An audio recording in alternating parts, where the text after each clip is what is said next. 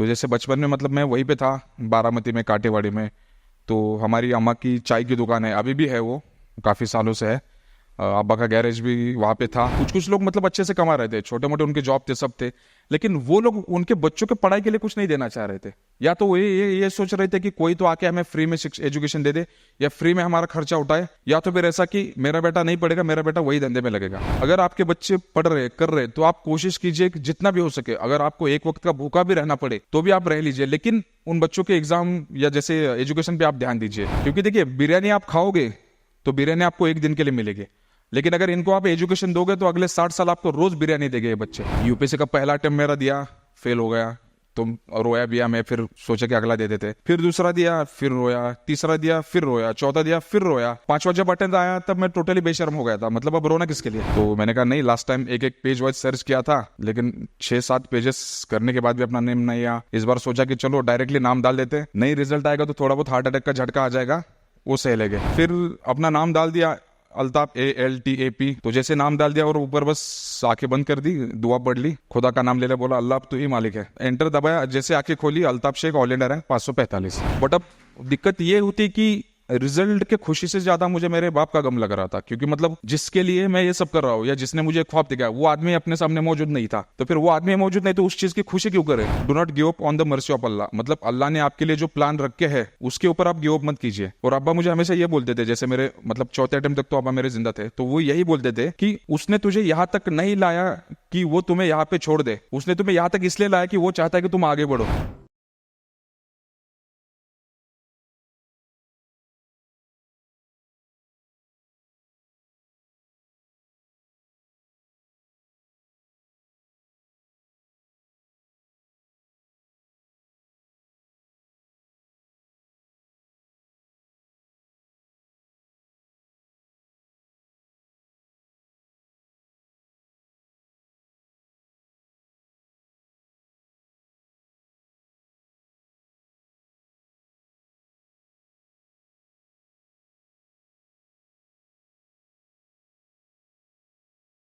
मैं सबसे पहले दावत दूंगा जनाब अल्ताफ शेख साहब को। अल्ताफ शेख साहब बारामती से ताल्लुक़ रखते हैं और जनाब पिछले 6 साल से मिनिस्ट्री ऑफ होम के अंडर इंटेलिजेंस सर्विसेज में काम कर रहे हैं। और ये उनका अटेम्प्ट इससे पहले भी उन्होंने दिया था। लास्ट टाइम 11 मार्क्स से इनका सिलेक्शन रह गया था, लेकिन बड़ी हिम्मत से उन्होंने इस बार अटेम्प्ट दिया और कामयाबी हासिल की। मैं दावत देता हूं अल्ताफ शेख साहब को कि प्लीज़ डाइस पर आएं और अपना तजुर्बा हमारे सामाइन के साथ शेयर करें। जनाब अल्ताफ शेख साहब, जोरदार तालियों के साथ।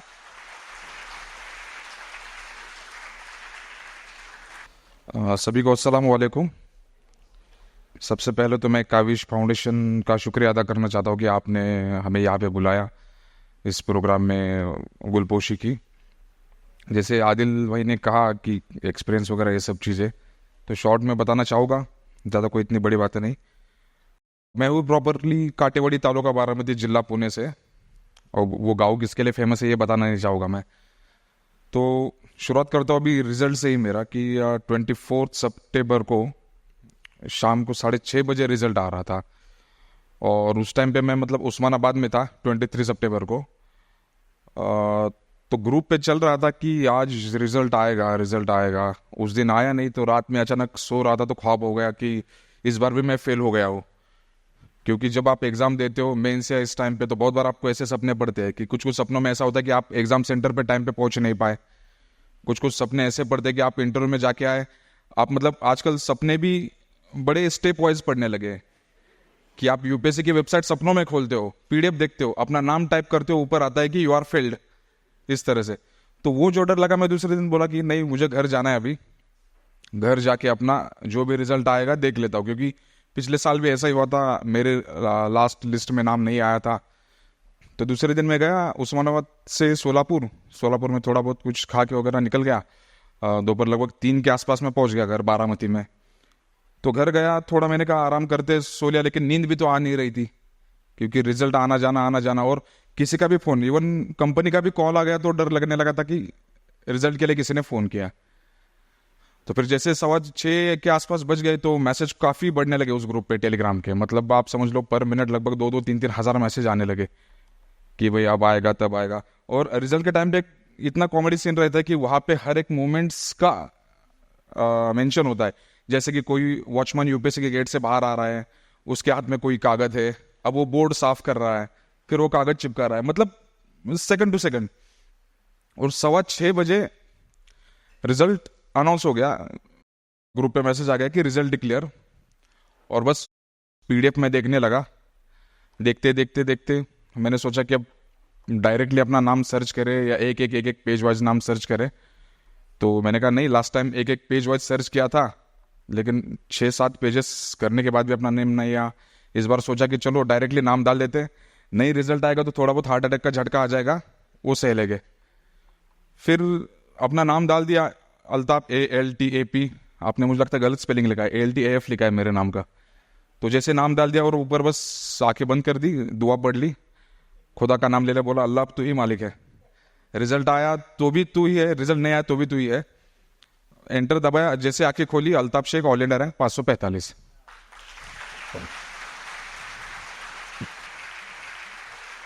तो वो जब वो रिजल्ट देखा तो उस टाइम इतना इमोशनल, वो 30 मिनट हो गए कि पूरी लाइफ मेरे सामने से आ गई, मतलब कब से कहाँ तक आ गया।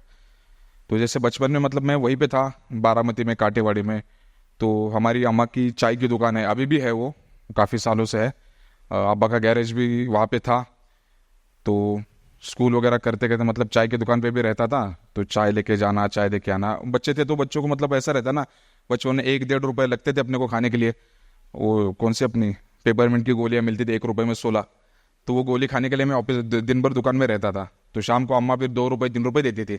अभी 2-3 रुपए में मुझे नहीं लगता इन बच्चों का कुछ होगा 100-500 के बगैर। तो वो चाय दुकान में रहने की आदत क्या लग गई कि वहाँ पे पुरानी न्यूज़पेपर आता है ना अपना, तो पेपर पढ़ने की आदत हो गई मुझे। और स्कूल में थोड़ा मतलब होशियार था या नहीं था ये बता नहीं सकता, क्योंकि जब स्कूल की एग्जाम होती थी पहले से चौथी तक, मैं जिला परिषद में था, तो मेरे सामने वाले लड़के ने बोला था कि बस जो सवाल में लिखा है वही सवाल उठा के आपको जवाब में डालना है। और ऐसा मैं करता था, और वो करके भी मुझे 83-84% मिलते थे। अब समझ नहीं आ रहा था कि मैं पागल हूं या मेरे टीचर पागल है। तो उस तरह से फिर रहता था, थोड़ा इंग्लिश में मतलब पढ़ने का थोड़ा थोड़ा शौक था। और हमारे यहाँ पे एक मेडिकल की दुकान थी, एक घोड़वे भैया है, तो उनके यहाँ पे जब मैं चाय लेके जाता था तो वो मुझे बोलते थे कि दवाओं के नाम आप पढ़ के दिखाओ स्पेलिंग वाइज। तो जैसे मैं एक एक दवा के नाम में पढ़ता था तो मुझे एक वो चॉकलेट देते थे। अब चॉकलेट और कॉफ़ी की कोई मिलती थी। तो फिर वो गांव में हम रहते थे, सब ठीक था, लेकिन फिर बाद में ऐसा हुआ कि कुछ कुछ कंडीशंस खराब हो गई।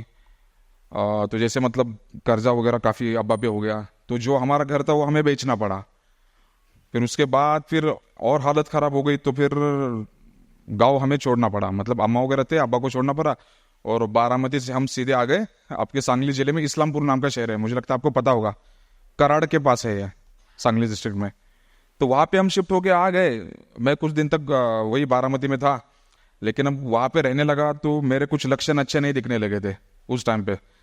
तो घर वाले बोले कि आपके बेटे को भी लेके जाओ, यहाँ पे रहेगा तो कुछ ऐसे उल्टा जुल्टा धंधा करेगा, हमको भी परेशानी कर देगा। तो गांव छोड़ के मैं इस्लामपुर में आया। तो ऐसा था कि आप रूरल एरिया से सीधे अर्बन एरिया में आ रहे हो तो कुछ टाइप के प्रिजुडाइसेस होते हैं।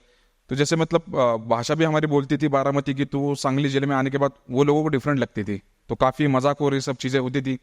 जब 5th क्लास में आया तो शुरुआत में मतलब बैठा था बेंच पे, तो एक क्लास मॉनिटर आई लड़की, उसने मेरी किताब उठाई, तो मैंने उसे बोला मराठी में कि ए पूरे माझं पुस्तक दे। तो वो देखा, तो वो मेरे भाई के पास देखने लगी जो वहाँ पे था। तो भाई ने बोला यार चक्र में छोड़ दे इसको। मैंने कहा चलो ठीक है। फिर जब उस स्कूल में आया मैं, जावड़ेकर स्कूल, तो वहाँ पे इंग्लिश के टीचर थे हमारे, मोरे मैडम।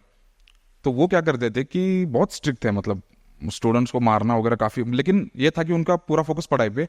तो उन्होंने क्या किया कि इंग्लिश वर्ड्स की उन्होंने टेस्ट ले ली। मतलब वो क्या करती थी कि सुबह इंग्लिश के हमें वर्ड्स देगी, जैसे 50 शब्द दे दिया, तो हमें क्या करना है कि दूसरे दिन आके वो मैडम एक एक शब्द बताएगी, आपको वो शब्द लिखना है, उसके स्पेलिंग लिखने और उसका मतलब लिखना है, ऐसे 50 शब्द।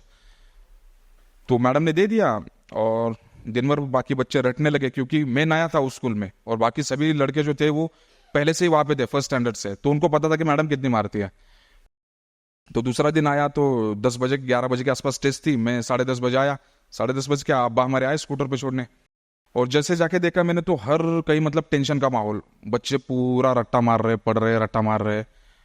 मैंने देखा, मैंने कहा मैंने तो पढ़ा ही नहीं था कुछ, क्योंकि क्या घर जाने के बाद मैं सीधे डायरेक्टली गैरेज पे जाता था, और गैरेज में शाम तक अब्बा के साथ बैठना, थोड़ा बहुत जो भी काम है करके आना। तो मैंने थोड़ा बहुत वो वर्ड्स पढ़ लिए, जितने भी 50 थे, 1-2 बार पढ़ लिया। अब मैंने कहा चलो मार तो खाना ही है अपने को, तो ज़्यादा पढ़ के कोई फायदा है नहीं। तो फिर मैडम ने टेस्ट ले ली 11 बजे, और फिर मैडम ने कहा कि मैं दोपहर में आती हूँ 2:30 के आसपास, मतलब लंच ब्रेक से पहले। और मैडम आ गई क्लास में पेपर लेके। तो लगभग 50 हम बच्चे थे क्लास में, तो एक एक बच्चे का पेपर देने लगी। सबसे पहले मेरे भाई का ही पेपर दे दिया, कजिन था, तो उसे 50 में से 22 मार्क्स मिले। अब 22 मार्क्स, बहुत जोर से तालियां वगैरह बजी क्लास में। फिर एक स्टूडेंट के होने लगे। जो लड़की ने मुझे चक्रम बोला था उसको कुछ 24 मार्क्स थे आउट ऑफ 50। और जैसा आगे आगे मैडम पेपर देने लगी, मुझे टेंशन बढ़ने लगा, क्योंकि मेरा नाम ले ही नहीं रहे थे मैडम। तो लड़कों ने कहा कि या तो तुझे 0 गिरे हैं, या तो तू आज बहुत मार खाएगा। मैंने कहा ठीक है मार खाएगा, कोई दिक्कत नहीं। फिर धीरे धीरे होता रहा, लास्ट में 2-3 पेपर बचे।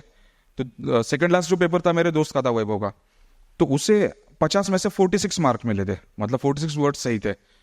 और वो हो गया। फिर लास्ट में मैडम ने बोली कि अल्ताफ शेख कौन है। तो मैं अपना डरते डरते खड़ा रह गया, 5th क्लास में था, शर्ट के बटन भी ऐसे ही खुले थे, कुछ फटा हुआ था इस तरह से। मैं बोला भाई मैं अल्ताफ शेख है। तो लकड़ी उठाई उन्होंने हाथ में।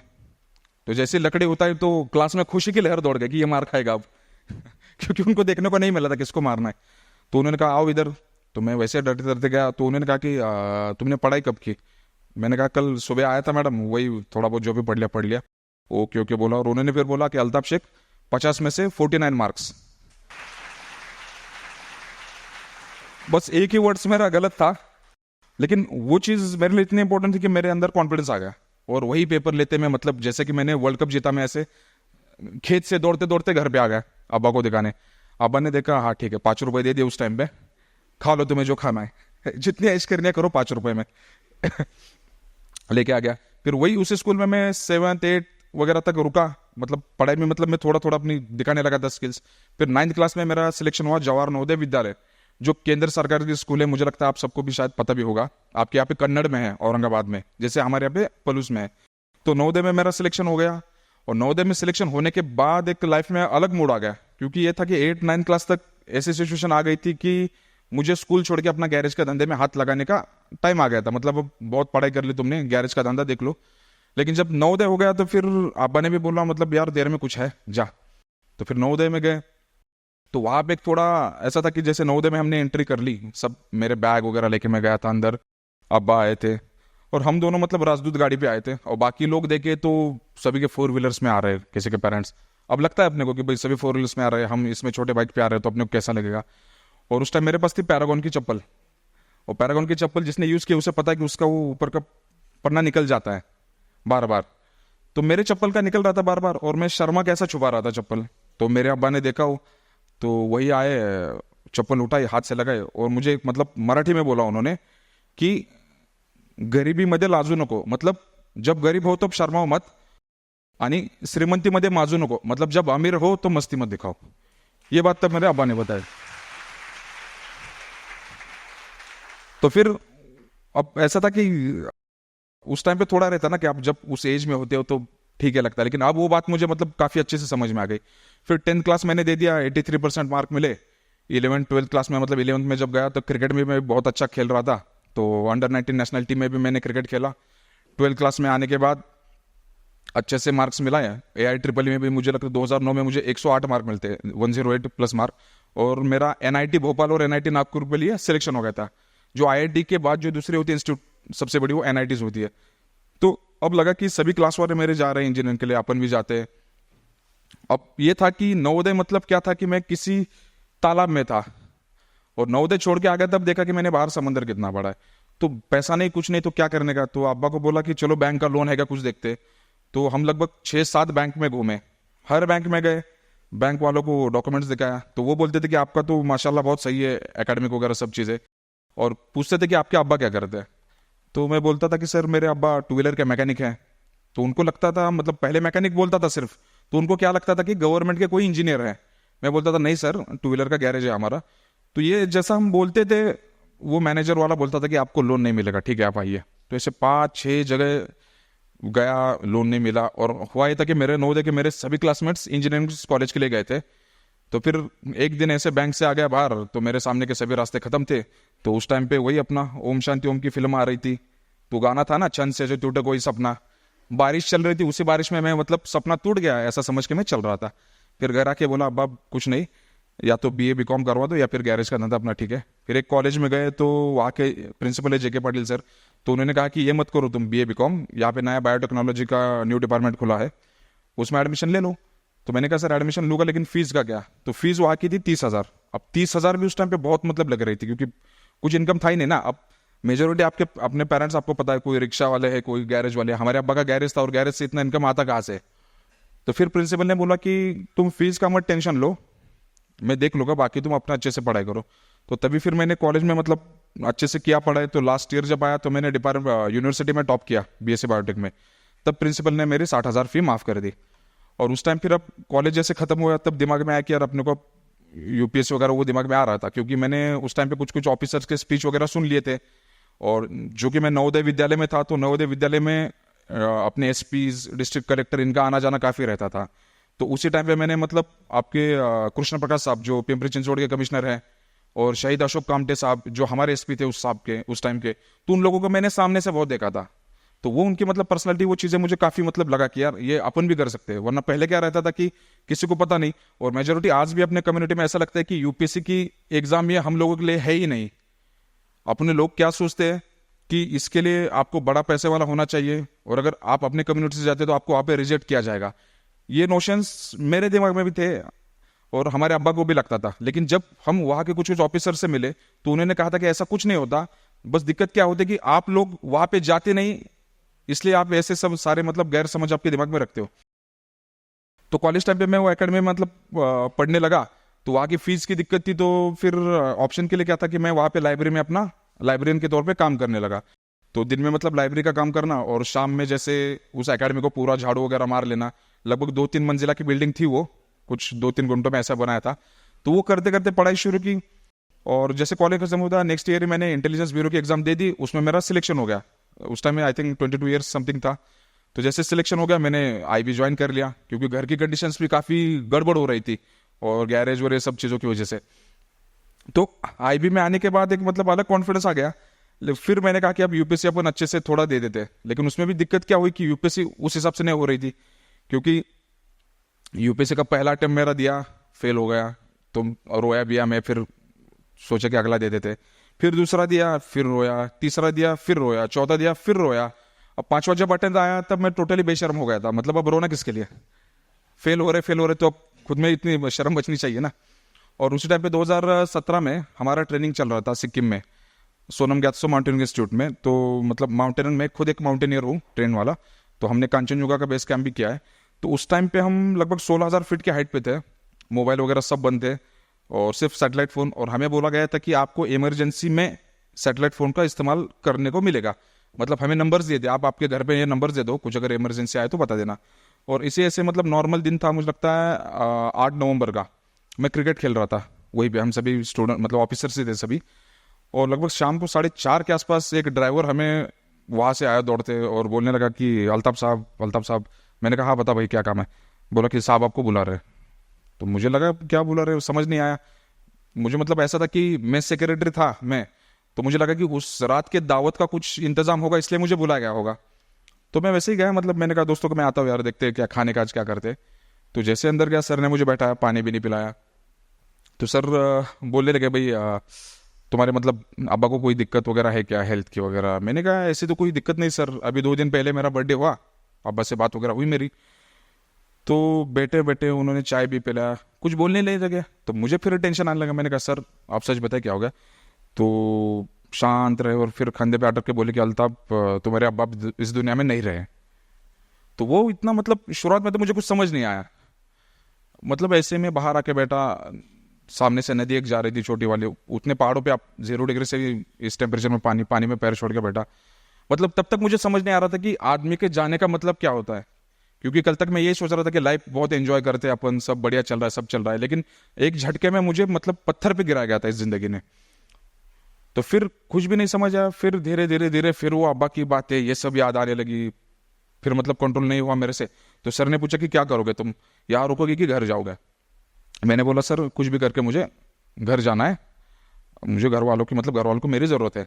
अब उतने हाइट से तो डायरेक्टली आने में दिक्कत थी, तो वहाँ पे मराठा लाइट इन्फेंट्री थी, तो इन्फेंट्री से मतलब हमारे अच्छे ताल्लुकात रहते डिपार्टमेंट के। तो उनसे बात करके उनसे हेलीकॉप्टर से वहाँ से मुझे एयरलिफ्ट करके सीधा गैंगटोक लाया गया।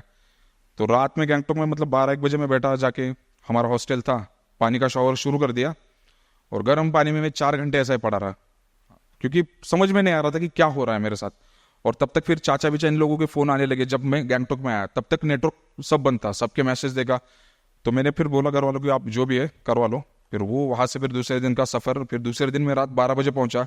तो वो जो 24 घंटे हो गए मेरे लाइफ में बहुत लंबे हुए, मतलब फ्लाइट में भी आ रहा था तो कुछ समझ नहीं आ रहा था, बस आंखों से पानी पानी।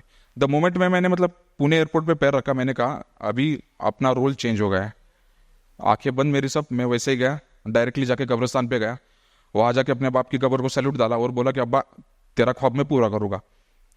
तो फिर उसके बाद 10-15 दिन घर पे रुका। फिर असिस्टेंट कमांडेंट यूपीएससी की एग्जाम होती है जो सेंट्रल पुलिस फोर्सेस में डिप्टी एसपी की होती है, तो उसका भी रिजल्ट आया था मेरा, उसकी फिजिकल और इंटरव्यू था।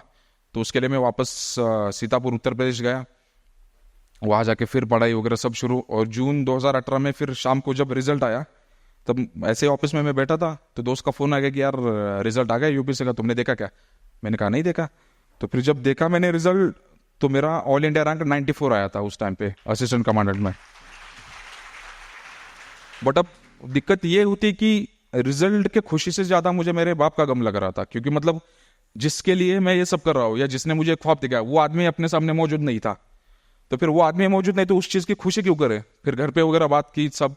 फिर दूसरे दिन वगैरह मैं रुका, फिर वापस बारामती आ गया। और तब मैंने कहा कि चलो एक तो लाइफ में अपन स्टेबल हो गया, फिर एग्ज़ाम शुरू करते हैं।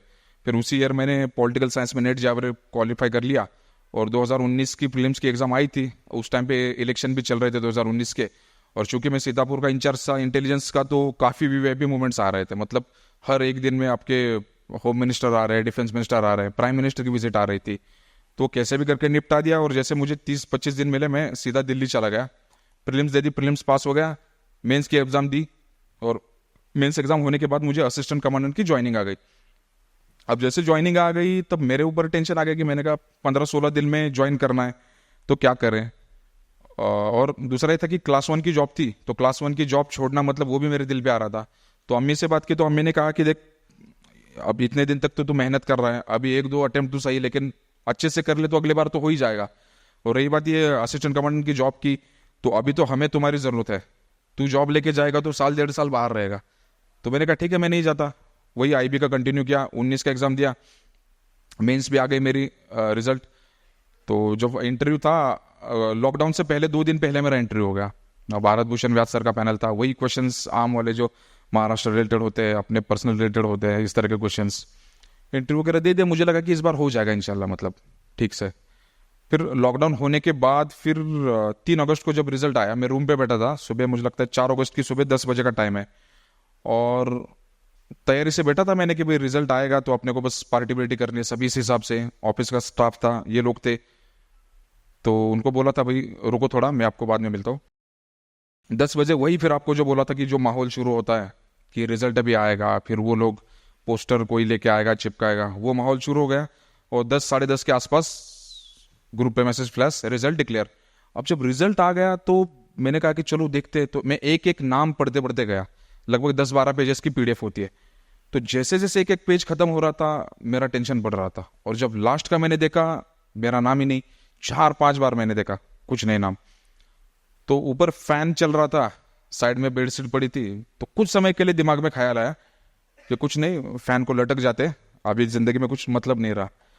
फिर दूसरे मोमेंट ये ख्याल आ गया कि फैन को लटक तो जाऊंगा, लेकिन मेरा वजन इतना है कि फैन वो सह नहीं पाएगा।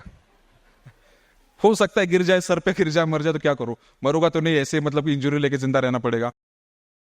फिर मैंने कहा वो ऑप्शन ड्रॉप कर दिया मैंने, ये ऑप्शन अपने लिए है नहीं। फिर यही शांत अपना बेटा, कुरान शरीफ मतलब मुझे इतना नहीं पढ़ने आता है, लेकिन कुछ कुछ जैसे अब्बा वगैरह 1-2 कोट्स बता देते हैं कि जैसे मैंने आज दोपहर में बताया कि सर सूरा यूसुफ जो है पूरा मुझे भी नहीं आता है, बस उसमें एक क्या है कि do not give up on the mercy of Allah, मतलब अल्लाह ने आपके लिए जो प्लान रखे है उसके ऊपर आप गिव अप मत कीजिए। और अब्बा मुझे हमेशा ये बोलते थे, जैसे मेरे मतलब चौथे अटेम्प्ट तक तो अब्बा मेरे जिंदा थे, तो वो यही बोलते थे कि उसने तुझे यहाँ तक नहीं लाया कि वो तुम्हें यहाँ पे छोड़ दे, उसने तुम्हें यहाँ तक इसलिए लाया कि वो चाहता है कि तुम आगे बढ़ो। ठीक है, तो ये चीज़ मेरे दिमाग में आ गई। मैंने कहा यार सही है। फिर एक दो मौलाना साहब से वहाँ पे जाके मिला, थोड़ा बात की, फिर दूसरे दिन से पढ़ाई अपनी शुरू, क्योंकि 2 महीने बचे थे, तो दूसरे दिन से अपने नॉर्मल पढ़ाई शुरू की। प्रीलिम्स अक्टूबर में आ गई, वो दे दी। फिर हैदराबाद में मेंस थी, मेंस एग्जाम दे दी। फिर मेंस का रिजल्ट मुझसे 23 मार्च को आ गया, वही दो शाम के टाइम पे, वो भी लकीली पास हो गया। और मेरा इंटरव्यू होता 14 सितंबर को।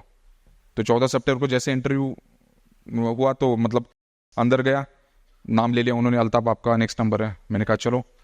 गए इंटरव्यू पैनल के, जो मतलब सर्कुलर बिल्डिंग होती है, सबके केबिन्स होते हैं हर मेंबर के, तो उस मेंबर्स के पैनल्स रहते हैं, तो वहाँ पे लेके गए। और बाहर एक कुर्सी रहती है, जो मतलब आप समझो केबीसी की जो हॉट सीट रहती है ना, कौन बनेगा करोड़पति की, वो हॉट सीट बाहर की रहती है, अंदर की नहीं रहती है। अंदर बहुत चिल रहता है, लेकिन बाहर जब आप बैठते हो ना, तब आपके सामने आपकी जिंदगी के सभी सभी पाप सामने आते हैं कि मैंने कितने पाप किए, क्या किए, और अब पाप आपके धुल जाएंगे क्या नहीं धुल जाएंगे।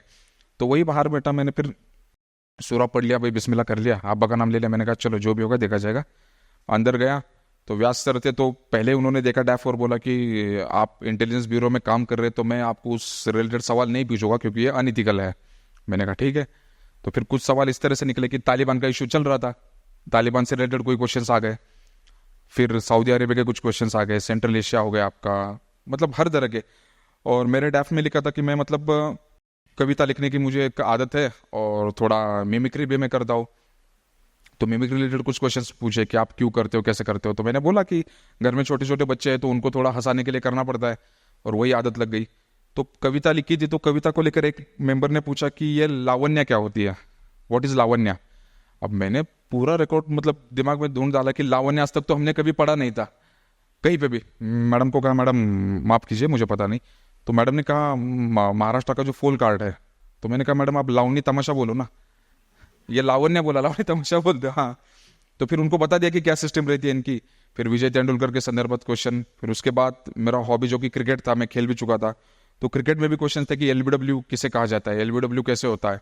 फिर आपके स्पोर्ट्स में जैसे ओलंपिक्स में इंडिया के कुछ मेडल्स आए थे, तो उन्होंने कहा कि क्रिकेट इतना फेमस क्यों है, बाकी गेम्स क्यों फेमस नहीं।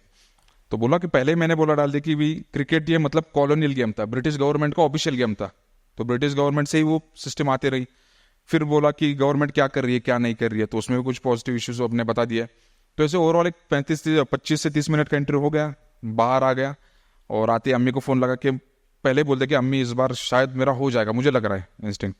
फिर आके फिर वहाँ से सीधे मैं उस्मानाबाद आ गया। और फिर जब 22-23 तारीख की जब वो शाम आई, तो वही माहौल। और जब मैंने पीडीएफ देखा, मेरा नाम आया, सब आया, तब मतलब सब घर वाले रोने लगे। मैं मेरे घर वाले, क्योंकि इतने समय से हमने देखा था, घर वाले भी वेटिंग कर रहे थे। और दूसरा था कि मतलब इतनी सभी परेशानियां। और फिर बाकी के आसपास के भी कुछ कुछ लोग थे, तो वो भी काफ़ी आने लगे, मिलने लगे। क्योंकि हुआ ये था कि लास्ट ईयर जब मेरा इंटरव्यू में रिजल्ट नहीं आया था 11 मार्क से, तो बहुत से लोगों ने ताने मारे थे की ह्यो तर हा तर गेलाच नव्हता इंटरव्यूला, काही पण थापा ओढतो, हे ओढतो। कुछ कुछ रिलेटिव बोलने लगे कि भाई ये तो बड़प्पन की बात कर रहे, ये कर रहे, वो कर रहे। और ये बातें ये सभी मेरे अम्मी को सुनाते थे, क्योंकि अम्मी किसी रिलेटिव क्या जा रही है, कुछ जा रही है। तो मैं अम्मी को बोलता था तू शांत रहे, बाकी कुछ बोल मत, जो करना है मुझे करूँगा। लेकिन फिर भी रहता है कि लेडीज लोग का आपको पता है झगड़ा कैसे निकालते हैं, तो उसमें भी वो झगड़ा निकाल लेते थे। तो ये ओवरऑल एक ऐसी स्टोरी मतलब मेरे लाइफ की थी। और इसमें मैंने कुछ कुछ चीज़ें सर ये भी ऑब्जर्व की, जो मतलब खास करके कम्युनिटी को बताना चाहता हूँ। कि जब मैं स्कूल में था, तब मेरे साथ भी काफ़ी अपने कॉम वाले बच्चे रहते थे, पढ़ते थे। तो उन बच्चों के माँ बाप को मैंने आज तक कभी पेरेंट्स टीचर मीटिंग में देखा नहीं। उनको मैं कब देखता था, रमजान ईद की कोई बिरयानी की दावत चल रही है, किसी की शादी की दावत चल रही है, वहां पे हर जगह मैं इन लोगों के चेहरों को देखता था। जहां फ्री का खाना मिल रहा है, वहां पे हमारे लोग पहले भाग जाते थे। और जब बच्चों के स्कूल की बात आती थी, कोई नहीं रहता था वहां पे, सिर्फ मेरे पेरेंट्स आते थे, क्योंकि उनको फिक्र थी। ये बात। दूसरी बात ऐसा था कि कुछ कुछ लोग मतलब अच्छे से कमा रहे थे, छोटे मोटे उनके जॉब थे, सब थे, लेकिन वो लोग उनके बच्चों के पढ़ाई के लिए कुछ नहीं देना चाह रहे थे। या तो ये सोच रहे थे कि कोई तो आके हमें फ्री में एजुकेशन दे दे, या फ्री में हमारा खर्चा उठाए, या तो फिर ऐसा कि मेरा बेटा नहीं पढ़ेगा, मेरा बेटा वही धंधे में लगेगा। क्योंकि हमारे बहुत से नज़दीक वाले थे जिनके भाई खुद गैरेज थे, तो उनके गैरेज के बाद उनके बच्चे गैरेज संभालने लगे। किसका चिकन का दुकान था तो वो उनका बेटा चिकन का संभालने लगा। और जो बच्चे ऐसे थे कि जो बहुत टैलेंटेड थे, मतलब मैंने खुद उनको अपने सामने देखा था। तो ये चीज़ खास करके सबको मैं इसलिए बताना चाहता हूँ कि अगर आपके बच्चे पढ़ रहे कर रहे तो आप कोशिश कीजिए कि जितना भी हो सके, अगर आपको एक वक्त का भूखा भी रहना पड़े तो भी आप रह लीजिए, लेकिन उन बच्चों के एग्जाम या जैसे एजुकेशन पे आप ध्यान दीजिए। क्योंकि देखिए, बिरयानी आप खाओगे तो बिरयानी आपको एक दिन के लिए मिलेगी, लेकिन अगर इनको आप एजुकेशन दोगे तो अगले 60 साल आपको रोज बिरयानी देंगे ये बच्चे। ये बात आप याद रखें। बाकी इतना ही बोल के मैं रुकता हूँ। बाकी हमारे दोस्त भी है, उनसे भी आप एक्सपीरियंस काफी सुन लेंगे। तो बहुत बहुत शुक्रिया आप सभी का, बहुत बहुत शुक्रिया। अल्लाह हाफिज सबको।